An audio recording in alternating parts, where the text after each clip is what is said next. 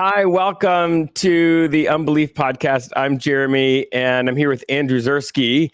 Andrew has a PhD from Princeton, and he also is the research professor of youth ministry at Austin Presbyterian Theological Seminary. Welcome, Andrew. Hey, it's good to be here. Thanks. Yeah, it's great to have you. And we're going to talk progressive youth ministry today, which some people, it may be the first time they've even heard this idea. Because one of the things that you do is you run the Progressive Youth Ministry Conference that's coming up in November. If you've got a youth pastor, if you volunteer, I'll tell you, go to their website and check it out. It's going to be incredible. I will be there, so we can meet and hang out if you show up. So I guess really at the beginning, just sort of as an initial question, when you say progressive youth ministry, what do you mean? Well, in the history of the organization, the right response has always been, you tell us what you mean. Right. Well, that's a very progressive response. Right? Partially because it was a matter of just kind of keeping a wide tent, but also I think in certain circles, progressive comes with all kinds of baggage, and other circles it just comes with like, what is this? When Austin Seminary got involved with the conference a couple of years ago, we said we need to have some kind of handhold to it. And so the way that I describe it is that progressive youth ministry is about forming young people in a faith that is just, inclusive, and compassionate in the ways of Jesus. And that means a lot of different things to a lot of different people. For sure. But I think it establishes a baseline of what we're talking about. We're not just talking about some kind of dogmatic faith that espouses, historic creeds. We are zooming in on the heart of what we believe Jesus' ministry was about, and the kind of faith that I think Jesus was interested in seeing formed in disciples. Loving, compassionate, just, and inclusive. Yeah. Loving, compassionate, just, and inclusive. I love that. So I know that you and I did not grow up in a progressive space. Was there a moment or like a sort of a period of time that was a turning point for you? I guess really not just personally, but mostly professionally in youth ministry, like wanting to kind of take things in a different direction. Yeah, what's so interesting about that? I grew up in a weird context, I guess. I didn't, you never know when you're growing up that it's weird until you look back and go, like, oh, that's different. Right.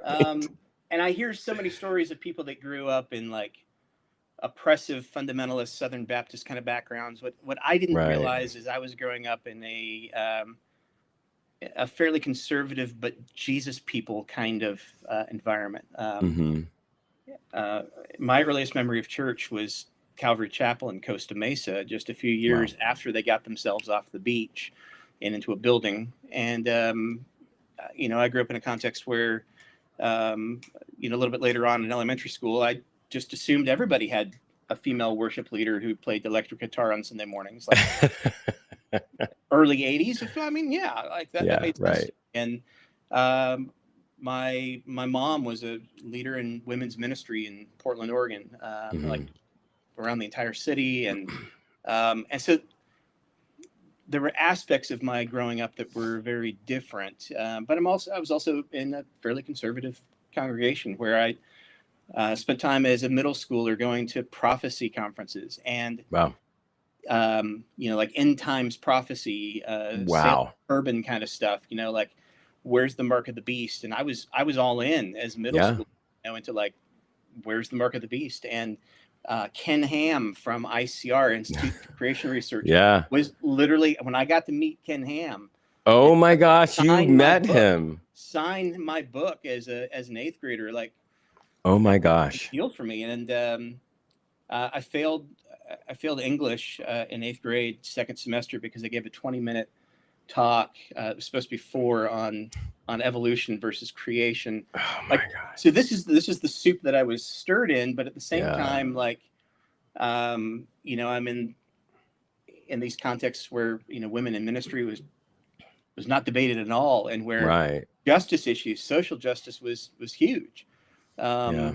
So yeah, I guess I grew up in a very odd context. For me, there were a couple places along the way where I started to see a disconnect, yeah, between aspects of the church environment that I had been a part of, Mm-hmm. and there were, I think, 3 big ones. One was in college when I was preparing for youth ministry, thinking that everybody had this kind of social justice outlook on things because it was so embedded in my understanding of the gospel, which, Yeah. by the way, came from Bible quizzing. I was a Yeah. national champion Church of the Nazarene Bible quizzer. Really, that's really what we should have introduced you as. Who cares about Princeton? National champion Church of the Nazarene Yeah, Bible quiz. 1993. Wow. Do you get a trophy for that, or like a plat? Like, what's the Yeah, you get reward? trophies and What? Okay, so what's on top of that trophy? I'm sorry, I'm digressing, but what's on top of that trophy? Well, that trophy currently is in a box somewhere. I don't want What's to be the topper for a Bible quiz trophy? Is there a book? It's usually a lamp of knowledge. Right. But every once in a while, you'll get like a Holy Spirit flame kind of thing. Okay. No, I feel that. Sometimes I feel a that. dove. Oh, yeah. Right. Okay, so an back. Open book. See, that's what I was thinking. But the flame, I think, is interesting.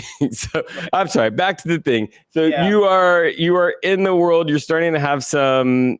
Are you a youth pastor at this point? Well, no. I'm just in college, studying to be a youth pastor, but realizing that people have a very different understanding of what it means to live out Christian faith than I did. Coming in from having memorized the Beatitudes and right. And truthfully, the entire book of Matthew, but that's a whole other, story. Like, I just even to this day, my progressive outlook on things, which, whether or not it's really that progressive, is debatable, but my progressive outlook on things comes from just diving into the words of Jesus. Yeah. And so that was the first kind of place, was in college, going like, whoa, people have a very different understanding of faith than I did in a lot of ways. I think the second place, I was fast forward another 10 years or so, and I was in youth ministry in southern Idaho in a conservative congregation overall, and I started blogging because that was the thing to do in 2004, 2003, and started realizing that my perspectives on the way that faith and politics and a variety of other things came together diverged greatly from members of my congregation. I'll never forget in 2000, I don't know, 2, 3, 4, I guess I did forget. One of those years, there was an earthquake in Iran, and George Bush withheld American aid, and I wrote a blog article that, as a youth pastor in a conservative church, that was entitled "Why George Bush is Going to Hell." So that got you a lot of goodwill from the congregation. Well, what's funny about it is I didn't get a ton of pushback. I got maybe that's a little bit of hyperbole there, Yeah. And I was like, yeah, it's probably a little, but I was just outraged that here's this president who was claiming Christian identity, who was withholding aid from people who were buried under buildings. Right. And then I think that the big shift for me came when I applied and was accepted to Princeton Seminary, which is a whole other, I didn't even know Princeton had a seminary. I was kind of amazed to find out. And then I learned that if you got in, you go for free. And I was like, sign me up. I was 10 years into youth ministry at this point, and had been out of school for a while and needed to get a degree to keep going, because I felt this lifelong call to ministry. And when I went off to Princeton, I was pretty well convinced that I was like going into the lion's den in Yeah. a lot of ways. Yeah. Like these are going to be these, wacky people who don't want to talk about Jesus and who, worship Sophia and, Right. dance on graves and sacrifice goats. And like, I mean, and the pastor at the church I was at, who I greatly respected, prayed that I wouldn't lose my faith at godless Princeton Yeah. the Sunday that I left that congregation. Wow. And then I walked into the classroom at Princeton and was astounded at the deep faith and the deep love for Christ and for people that came from the professors and students that were there. And suddenly I was in this like alternative universe Yeah. where I didn't know that a progressive outlook on faith existed that was still rooted in something other than, superstition. Yeah. So one of the things that I'd love to hear from you is, I mean, nothing's perfect. So I'm not saying that there is that everything about progressivism is the exact right thing. In fact, I think really to be progressive, one of the things you have to recognize is that you're wrong, right? Right. Is that you're open to that. However, I'm curious, for people who have taking their teenagers to youth ministries, and maybe they're in a more conservative area, maybe it's a more conservative church. I mean, youth ministry can still be effective even in a conservative context. It can be helpful, but what are the damaging things? Like, if there's a parent that's would love to like say, okay, but what do I need to look out for? As a sign of like, oh, this has some of these conservative values that ultimately are going to be unhealthy. Like, what are the practices? What are the things that their kid might come home and say that you would look at them and say, look, if you hear this, you need to look a little bit deeper. Yeah. I think that's a really great question. And I appreciate that you preface it with like, there can be some places that have an elements of conservative faith that aren't damaging. Right. That being said, there are a lot. That being said, as you and all your your viewers know, like there are plenty of aspects that are potentially damaging. I think often it's a matter of. I mean, I think the first thing I would tell parents is get to know who the leaders are. Right. Like, here I was in this conservative congregation in Southern Idaho, where early 2000s, where I was having kids come out to me as being LGBTQ. And my response to that at the time, even being in a place of ambivalence myself at the time, not sure. Yeah. I don't know how I respond to that. My response to that was always incredible embrace and love and this is who you are, and we're going to work through that.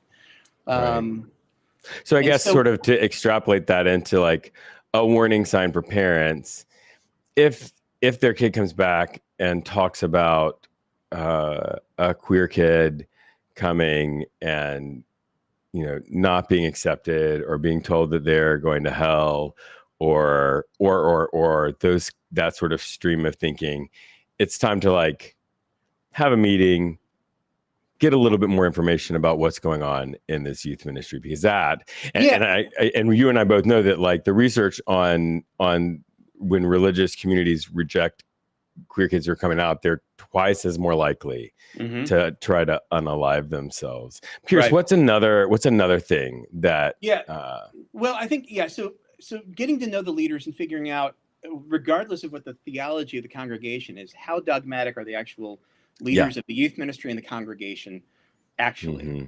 Do they have a pastoral element to what they're doing, or is it just straight up dogma? Right. And I think that's a hugely protective aspect. My own 17-year-old still attends actually a Nazarene congregation that that I actually started the youth ministry at back in 2013 or 2011, right before I left actually the Church of the Nazarene. He still attends. He's a trans boy, and the church is not in any way, shape, or form welcoming and accepting on paper. But the particular pastors at that church have made a space for him in which he feels loved and accepted, and that he wants to be there. That this is his place. Yeah, that's key. Now, as soon as those leaders leave, right, we might have time to go back in and go, okay, what's really happening here? So I think I think leadership is huge. Second thing I'd say is trying to figure out how they teach about purity culture. Yes. Like the purity culture issue is key. As I'm sure many of the people who are watching this know, like it was incredibly harmful for them, and it can still be incredibly harmful for young people today. And so trying to find out how sexuality and gender and and love and dating and relationships is addressed in the congregation, I think is huge. I think understanding third, the roles that young people are placed into based on gender stereotypes and gender norms is another huge area to ask. Right. And immediately I think some people are like, my kid isn't trans, my kid isn't gay. No, that's not what I mean. Right. Like our boys pigeonholed into particular ways of understanding their masculinity and their identity as a man, and then very similar ways are there ways that young women are pigeonholed right in very negative ways. And I've both of those two things, right? The purity culture and the gender roles are sort of sometimes bound up in the same same piece. And I've talked to and interviewed on our podcast a bunch of different people who like myself, like I'm queer, but I also, growing up in sort of the Deep South and youth group, like the option for me was play football outside, and you either had your shirt on or your shirt off, and talk about football, or I was sort of, or like I could play music, right? Those were the two options for me to engage in that sort of masculine culture. I didn't watch sports. I didn't care about sports. I was a theater kid. And that those gender roles are really harmful, because one of the things that's really important for, one of the things that's really helpful, and one of the reasons to have your kid involved in a youth group, is a sense of community and acceptance and belonging.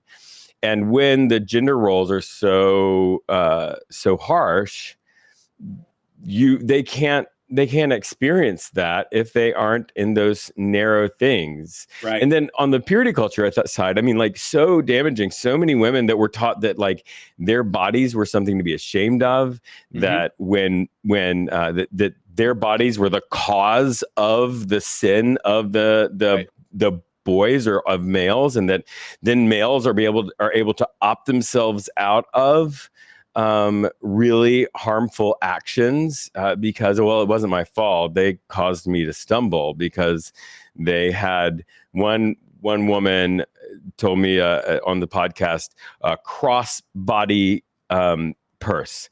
They were told not to wear that because it accentuated their boobs and was causing the youth pastor to sin. So let's talk a little bit about the youth pastor themselves, and what are some warning signs in the youth pastor that people should look out for? I mean, honestly. Yeah, I think you're wanting to look for somebody with humility. Yep. Which you would think would come along with a lot of youth ministry, and it doesn't. I've experienced a lot of people who are trying to prove themselves as valuable in youth ministry. And one of the ways that youth ministry attracts those kind of folks is that they somehow are placed into a role of adulation by young people, and they feed off of that. Yeah. That's a huge danger.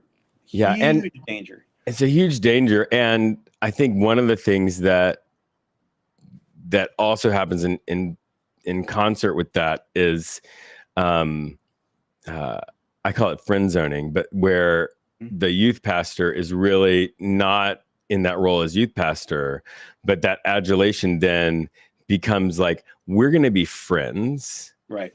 And then sometimes that can also translate into, because they're sort of reliving their own adolescence, I'm going to be friends with people I was friends with, the type of kids I was friends with when I was a teenager. Yeah. And the other kids not. Yeah, I think, your insight that sometimes people in youth ministry are reliving their adolescence is helpful. With my students, I point to the fact that this is the reason that we have a hard time recruiting volunteers into middle school ministry. Because you're not no wrong. one wants to go back to middle school, and invariably, like, walk into a middle school youth room sometime and you will feel all of those feelings of fear and displacement that you felt walking down the hall as a middle schooler. It's like trauma all over again. Absolutely. And so, sometimes people will gravitate to the kids that they gravitated to when they were a teenager. Sometimes they will gravitate to anyone who will affirm them. And so I think sometimes we end up with people in youth ministry who are like, dang, I wasn't popular during high school. I'm going to try this all over again. And I don't think anybody's out there saying that. No, it's subconscious, but it does become something that is trigger. So, and I think what happens, when that happens, if it's sort of paired with this, like, becoming friends, there's a danger. My experience is one of the red flags with any youth pastor that I've ended up seeing go in a really, not great direction, is when the kids become their friends and not the students in their youth group. They are blurring this relational boundary to a point that all kinds of unhealthy things can end up happening. And so I'd say that if a parent sees, like, the youth pastor being friends, right? Like, let's go to the movie with a couple of the kids. I'm going to go over to their house and play video. Like, we're just doing friend stuff. It might be fine, but it's something to look out for. Yeah. I do some expert witness work on the side with injury and sex abuse cases, almost always on the plaintiff's side against churches, largely because churches don't do what they should to prevent abuse and injury. And the thing that has come out of that work is, number one, we know factually that the vast majority of youth workers or people who are working with children and youth in congregations who offend are very close to the age of the people they're working with. Yeah. Our impression in our head is, it's going to be the 40-year-old guy who is preying on kids, and almost always it is somebody between 20 and 26 who is themselves still in a place of development in some way, and who is seen as a friend or close confidant with the youth, or seen by the youth even as a little bit older friend or an older sibling or that kind of thing, and that allows for these problems to happen. And so, another thing I'd say is, like, look at the age of who's being allowed to lead in this congregation. And that's not to negate the ability for people who are 24, 25, 26 doing fantastic ministry, but who's being allowed to lead? What training do they have? Yes. What accountability do they have? What what integrative role do they have with the rest of the ministry staff? Are they just sent off on their own with the youth, or do they have other roles throughout the church? All of these things are telling you whether they're being supervised well, whether they're being prepared well, and whether they themselves are actually being protected from falling into the kinds of Right. Patterns relationships and patterns that ultimately lead people where they don't want to go. yeah. I'm firmly convinced after doing the expert witness work that I've done that there are very few people who actually walk into a church going, "I'm going to prey on kids. Right. Yeah. I'm here to find some kids." Mhm. There are some, Yep. but I have listened over and over again to people sobbing, saying, "I never intended for this to happen." Hmm. And I tend to believe most of those folks that they fell into patterns and problems that preyed on their weaknesses, Hmm. and they might have been able to avoid that if the church had given them better accountability, better support, better guidance, and better boundaries. Yeah.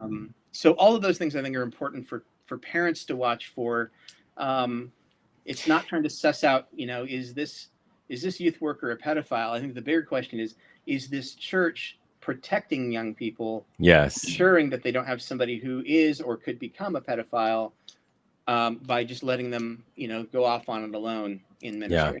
Yeah. So, one last warning sign question, and then we'll wrap up. But tell me about doubts and questions. This is one of the things that, in my experience, is the most common thing that is, if you look for a progressive or a conservative church, it is one of the most common differentiators. Tell me about how they approach that, and what is going on inside developmentally teenagers, that you need a certain approach to that. Yeah, it's a great question. I think the other side of doubt is dogma. And I think And for people who aren't familiar with that word, what is dogma? Dogma is that this set of beliefs that are concrete, constructed, and unchallengeable in a lot of settings.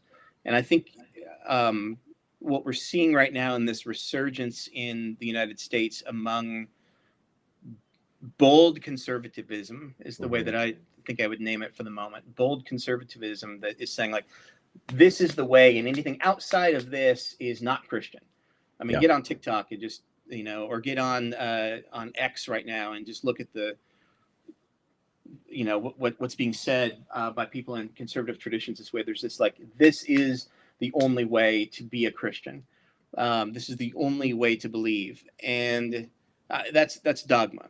And that obviously stands not only in stark contrast to doubt and questioning, which are healthy, actually important ways that young people have to grow in faith. It is in fact the only way that faith can grow. So I'll come back to you in a second. So you've got doubt on one side and you've got dogma really on the other. And when you end up in dogmatic traditions, it feels good and attractive to some folks. Because there are firm answers and everything is black and white and this is how it is, until you find yourself questioning but is that black and white? And then you're excised from the group. Right. So what happens in a lot of congregations is what I would call the pushing away of doubt. You're doubting? No, you need to go take care of that somewhere else, because you might infect the rest of the group with your doubts. And so you need to step down from being on the worship team. You need to maybe not come to the Bible study. No, the mission trip this summer is not for you because you have doubts. And that is so destructive for young people because they end up doubting alone. They end up doubting alone. Well, and it's just communicating, like you said, that it's doubt is a healthy thing. It helps your faith grow. And so it is through trauma planting deep inside them that having questions and having doubts is a problem, something they should be ashamed of and afraid of and avoid, or at least, if they've expressed it and then they let go, at least avoid saying out loud. Yeah. It's often put in those terms. The problem with progressive congregations, though, can be the opposite. And it can be just as problematic, which is also ignoring doubts and going like, oh, well, you're doubting, everybody doubts. Like, it's fine. Here, go grab a donut, hang out with us, have a cup, cup of coffee in the fellowship hall, and then we'll talk about other things. Yeah. And in both of those circumstances, no one engages the doubt. Yes. In your conservative traditions, it's pushing it away, go doubt alone. And a lot of progressive and mainline traditions, it's like, oh yeah, doubts happen, don't worry about it. No one's engaging the doubt. And so young people actually end up doubting alone in both traditions. Yeah. I think what we have to reclaim, and what great churches are doing, are creating spaces in which young people, number one, know that doubt isn't just welcomed, it's necessary. Yeah. And secondly, that they are providing guides through the experience of doubt, exegetes of doubt. Exegeting is kind of this, like, trying to pull apart what's happening in the doubt and helping you understand it, but basically guiding you through the doubt. Right. Whitewater rafting is dangerous unless you have a guide. Yeah. And then it's not so dangerous in the end, but it's an incredible growth point. And I think doubt is very similar. It's dangerous unless you have somebody who can really walk with you, not toward a predetermined answer. Right. And that's the important thing, not in service of the dogma. Right. Not in service of the dogma. Right. And so one of the things I've always done with middle school students, even going back to the time when I was in a conservative church in Idaho, was in sixth grade, when we'd bring young people into the youth ministry, we'd have their parents come in and we'd have everybody draw a picture of what they thought God looked like when they were 6. Not what God looked like when God was 6. That's a whole other story. But what did you think God looked like when you were 6 years old? And of course we get, strong men on clouds, kings on thrones, and old gray guys with beards. Sometimes we get rainbows and sunshine. And then I have people turn the page over and I say, okay, I want you to draw or describe what you think God looks like now at the age you are. Like, wow. And people are like, I don't know if I can draw that. Well, you couldn't draw the stick figure either. Well, but like, you can use words. I'll let you use words. And invariably, no one has the same image. Yeah. Youth don't have the same image they had at 6, and of course, adults don't either. And I'm like, and my question always is, how did this change?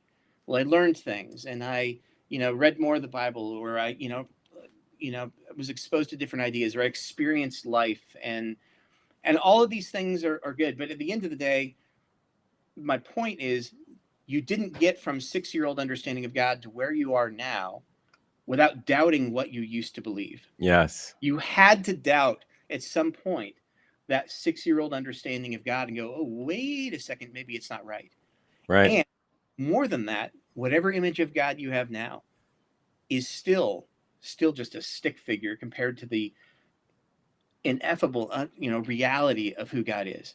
Yeah. So our theology is always stick figure theology. Yeah, it's always, I love that. Stick figures of who God is. And I encourage, and part of the reason I do this is to encourage parents that, like, actually what I want your young people to experience in youth ministry from 6th grade through 12th grade is doubting what they currently believe. Because if they graduate from high school with the same faith that they came in to 6th grade believing, then we failed, because they're going out with a poor stick figure understanding of God.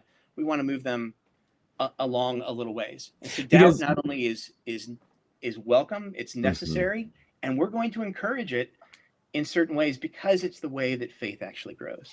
And because what is happening in that is that we are developing a muscle that is, when doubt isn't engaged, whether in progressive circles or conservative circles, we're not engaging the muscle that helps you take in data, evaluate it, and choose your beliefs. Right. And that's the thing, that either of those things, because what happens, and my feeling is, I don't like the term deconstruction, but when people use that term, my experience is often the problem, the sort of baseline problem, was that they were never taught how to choose beliefs that work for them. They never developed that muscle, that skill, because they were in some sort of tradition that stopped short of that basically gave them, often gave them inherited beliefs. Right. And so then when they have a question, when they get to an adult, when they go through a difficult time, or oftentimes it starts in college, they're confronted with something that disagrees with the dogma. They have no way to reconcile it. They have no way to doubt health in a healthy way. Right. And everything starts to fall apart. So yeah, man, I 100% agree with you. So Andrew runs, is one of the people who runs the Progressive Youth Ministry Conference. And if you are a person who engages in youth ministry and you can get to Austin for this conference, it's going to be incredible. But Andrew, just give us a sort of elevator pitch. What is the Progressive Youth Ministry Conference? And make sure you tell us the website that we need to go to. Yeah, so Progressive Youth Ministry is an organization devoted to helping those that are leading children, youth, and young adults. We take a wide view of what we mean by youth.